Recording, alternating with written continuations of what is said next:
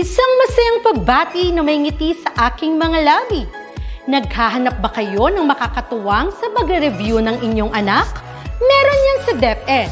Ang ETUlay online tutorial ay libre at handog ng ating kagawaran sa pangunguna ng OUA ICTS EdTech.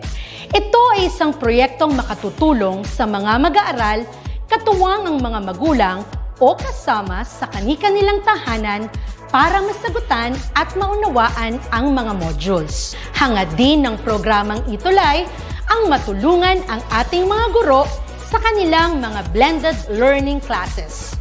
Ang ating ETUlay ay mula kinder hanggang senior high school. Bukod sa academics, meron din tayong mga special programs gaya ng All is Wellness, Reading and Math Remediation, Storytelling, Mommy Tech Talks, Classes sa Gramatika, Speech Class, Financial Literacy, at marami pang iba.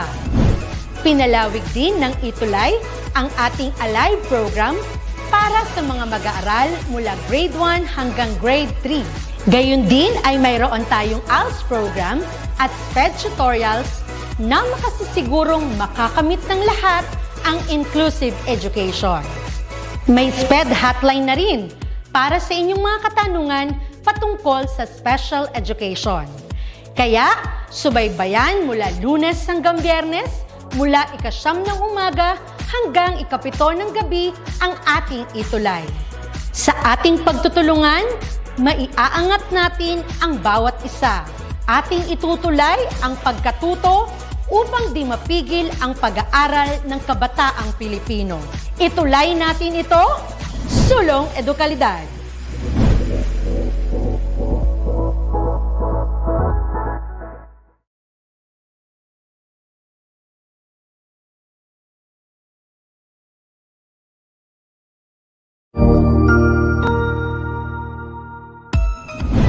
Mabuhay! Good day to all! I am your tutor Madge.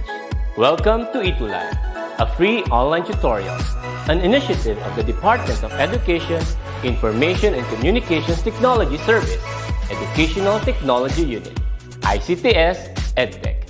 This program is aimed at helping and assisting learners from kindergarten, senior high school, ALS, Alive and SPED learners. Aside from answering the modules, the ETUlay is offering programs which you will surely look forward to. Together with our parents and teachers, the ETUlay will bridge the gaps where difficulty and ease meet in learning new knowledge and skills. So, let us prepare our modules, pen and paper. Ready your mind to see and hear worthwhile and interesting lessons. Let us now study and learn, together with our volunteer online tutors. Tara na!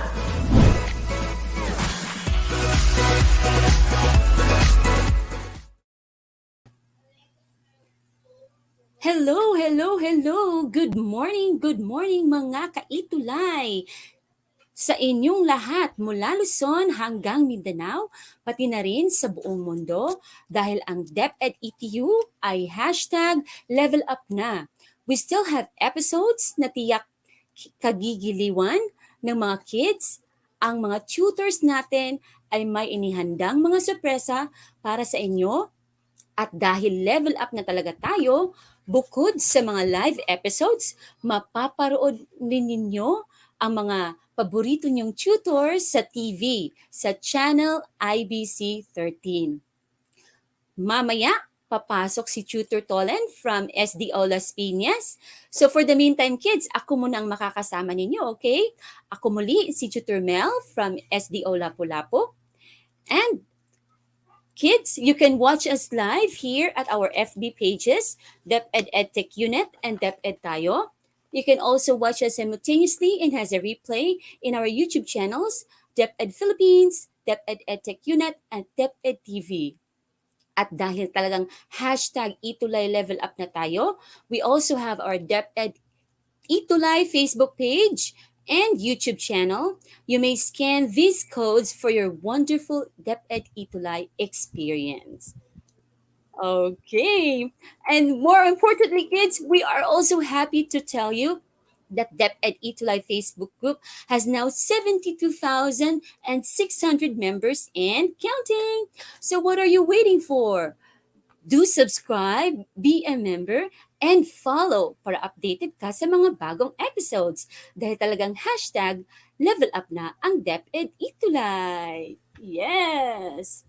Alright.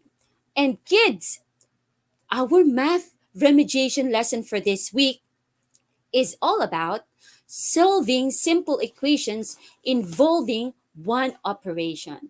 Kaya kids, ihanda na ang lapis at papel, okay? At tayo ng math aral, math tutu, at math enjoy. Alright? Now, at the end of our tutorial, you will be able to solve for the unknown value in simple equation involving one operation on whole numbers and fractions. But before that, kids, let's have a review of our past lesson, okay? Now, last time, we were talking about how to measure volume, particularly cube and rectangular prism. Okay. So kids, laging tandaan that a three-dimensional figure or yung tinatawag nating solids has a length, a width, and a height. Okay. All right. So yung three-dimensional figures, they occupy space. And the amount of space that the three-dimensional figure occupy is actually the volume of that figure. Okay, so kung titingnan natin ang bato, all right? So this rock has a volume because it occupies space. Now, if we put this rock into a glass of water, you will notice, kids, that the level of water rises. All right? Bakit? Because the water is displaced and the rock occupied space in the glass. And it forces the water to move out of its way. Okay, so kids, laging tandaan that all three-dimensional figures have volume, pati tayo, including yourself, kids. All right, so if you are going to look at this rectangular prism o yung tinatawag nating cuboid, because it has three-dimensional figures, length, width, and the height, we know, kids, that this figure occupies space. Now, let's take a look again at this rectangular prism. Because it has three-dimensional figures, the length, the width, and the height, we know that this figure occupies space. We can use unit cubes to determine the volume of three-dimensional figures. For example, this rectangular prism is made up of 3 unit cubes. So the volume is equivalent to 3 unit cubes or 3 cubic units. Let's have another rectangular prism.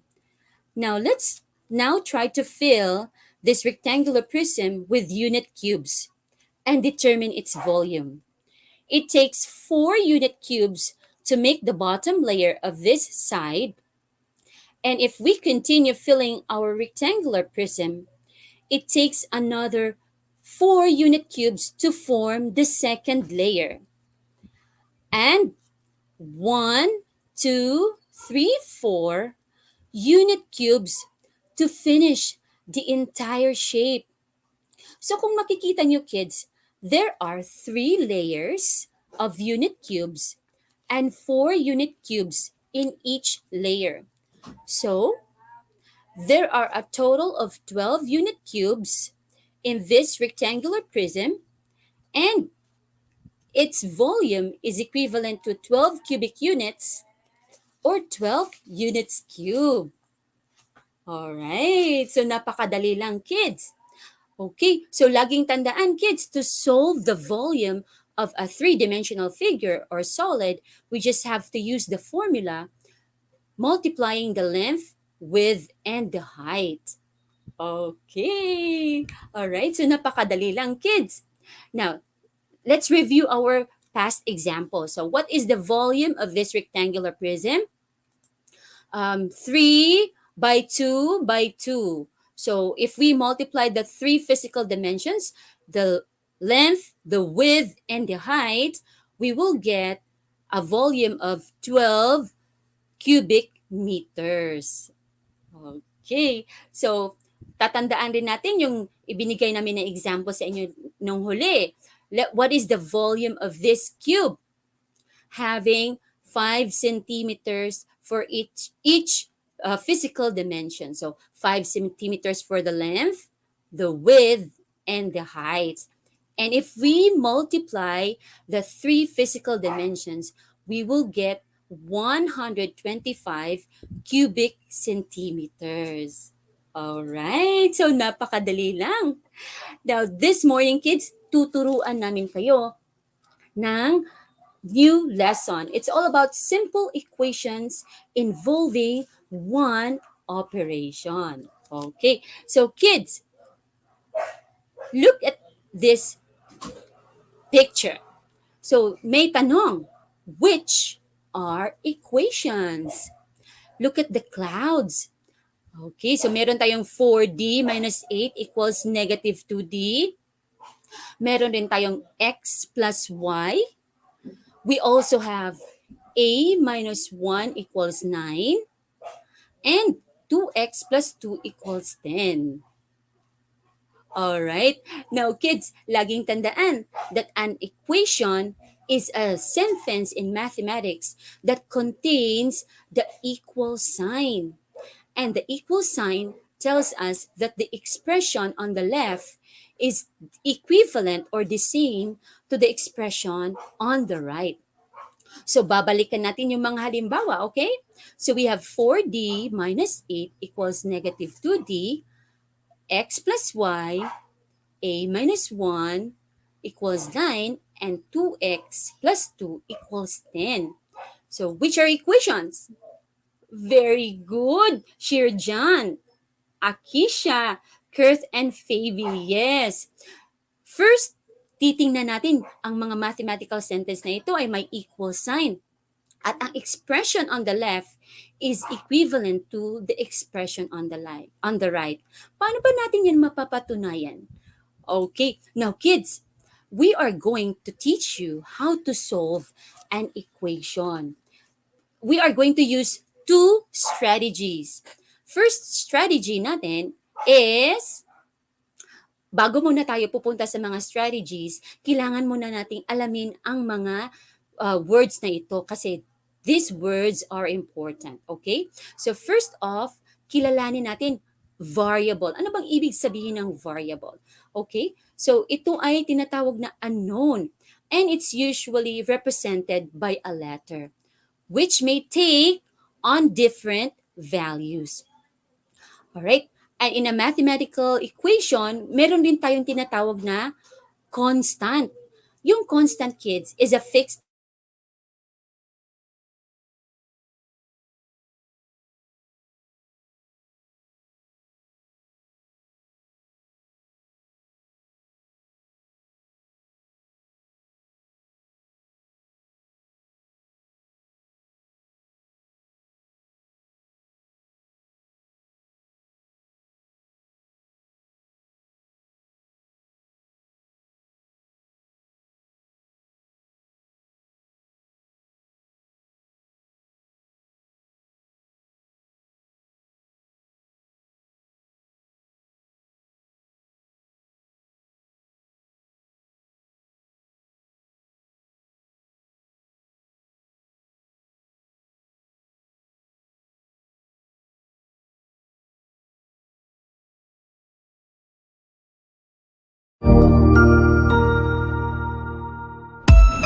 Good day! Are we digitally ready? This is a question that teachers and learners are probably asking right now. With the advent of DepEd's Digital Rights program, the Open Educational Resources, or OER, was woven together and finally realized. This project prioritizes the necessity to enhance the digital literacy skills of every teacher and learner in the country. Our OER mission is to connect the disconnected, OER is indeed an innovative initiative with a lofty aim to get disconnected schools and last-mile schools connected through ICT even without an internet connection. It is designed to cater to the need of these schools for interactivity, digitalization, and delivery of 21st century skills that will ensure that every learner is future ready. Join us in another training workshop and learn more about open educational resources, whose primary purpose is to provide support and assistance to learners and teachers in this rapid advancement of technology. Our goal is to build and strengthen the capabilities of public and private teachers, school heads, and supervisors by teaching you to create and design interactive, localized, and contextualized instructional materials for teaching using basic, advanced, and proficiency software and tools. Surely, this will be another exciting and engaging webinar training workshop. Together, let's all rise amidst this crisis. Para sa bata, para sa bayan, para sa guro. Sulong, ito kalidad!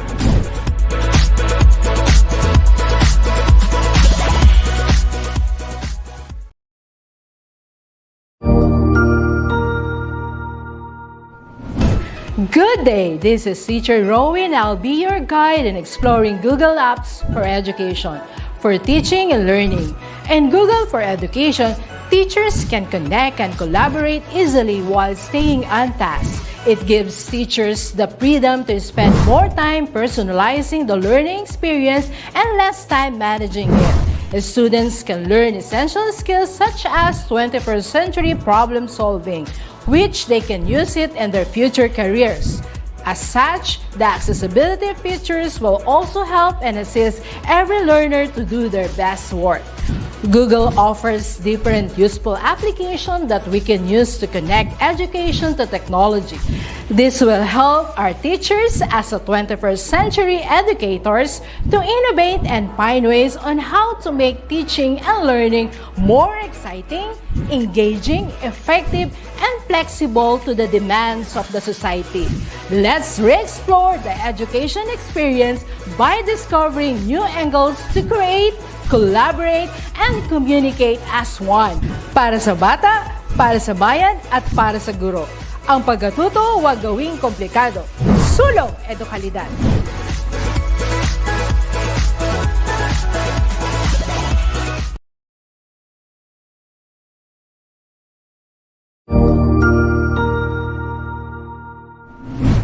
Hello teachers, learners, and parents. Sir Jeff po, at your service. Alam nyo ba na meron tayong website na tinatawag na DepEd Commons? Ang DepEd Commons ay binuo upang gawing accessible ang pagtuturo at pag-aaral dito sa ating bansa gamit lamang ang inyong mga smart devices gaya ng cellphones, tablets, at computers. Dito ay maaari nating ma-access ang iba't ibang learning materials mula sa Department of Education. Meron itong mga interactive materials, electronic self-learning modules, at instructional video lessons mula sa DepEd TV na tiyak na makatutulong sa pag-aaral ng mga mag-aaral galing ka man sa public o private school. Walang problema dahil welcome ang lahat dito. Para ito sa mga guro, magulang at mga mag-aaral mula sa kinder hanggang grade 12, alternative learning system o ALS, at pati na rin ang special education. At huwag kang mag-alala dahil kahit walang load ay maaari mong ma-access ang mga learning materials. Tama! Libre ito. Ang kailangan mo lamang gawin ay i-on ang iyong data at buksan lamang ang iyong browser at i-type ang commons.deped.gov.ph. Alam na ba ng iyong mga kasamahang guro o mag-aral ang tungkol sa DepEd Commons? I-share mo na ang video na ito upang matuto rin sila kung paano gagamitin ang DepEd Commons sa mabilis at napakadaling paraan. Muli, ito po si Sir Jeff at kita-kits po tayo sa DepEd Commons. Paalam!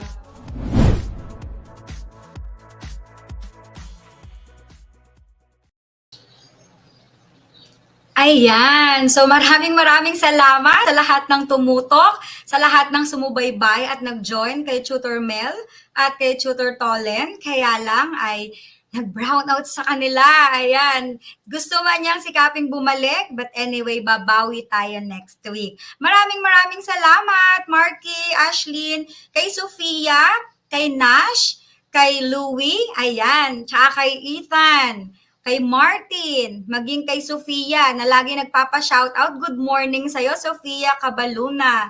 Ayan. So, thank you so much sa inyong lahat. Opo, nawala si ma'am kasi nag-brown out sa kanila. But anyway, bigyan naman natin ng heart si Tutor Mel kasi from school, nanakbo talaga siya para makasama kayo. Kaya lang, hindi natin inaasahan ganon talaga pag live. So ako ang isa sa program head ng special program kasama ang Math Remediation na si Tutor Urza. Ayan, Coach Urza pa kasi galing ako sa All is Wellness. So, kita-kita tayo ulit next week ha. Huwag kayong mawawala. Sabi ni Shaina, chill lang. Ayan. Opo, nawala at naglalag.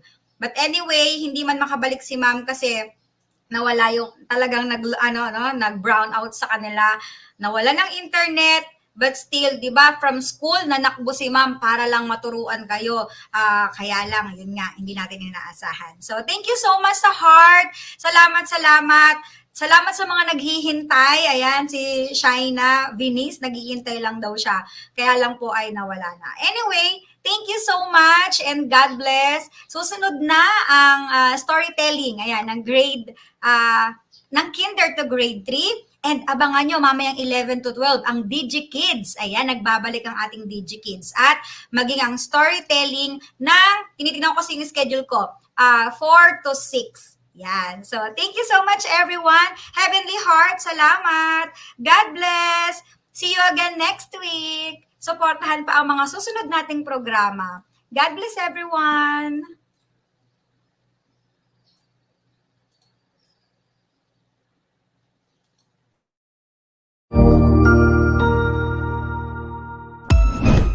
Ang husay naman! Natapos mo ang iyong tutorial session kasama ang iyong mahusay na ETUlay tutor. May bago ka bang natutuhan? I-share na yan gamit ang hashtag ETUlay Level Up. Huwag aalis ha dahil may susunod pang programa na pwede mo ring panoorin at salihan dahil naghihintay na ang iyong mga tutors. Happy learning dito sa ETUlay!